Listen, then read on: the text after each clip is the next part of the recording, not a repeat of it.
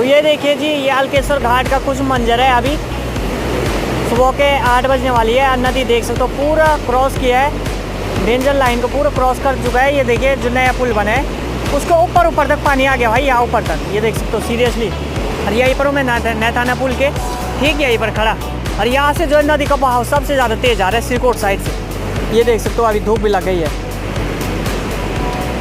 ये देखिए जी, और जैसी गाड़ियाँ चल रही ना इस पुल में तो भाई मतलब और हिल रहा भाई, ये डर लग रहा है सीरियसली मुझे इसके ऊपर खड़े होने में। तो इसीलिए आप लोगों से भी निवेदन है, आप थोड़ा सचेत रहे और ऐसी जगह बिल्कुल भी ना जाए जैसे ये मछुआरे लोग जा रहे हैं। ये देखिए आप, ठीक है, आज सामने भी ये लोग जा रहे हैं। तो इनकी जैसे आप बेवकूफ़ी और गलती ना करें आप।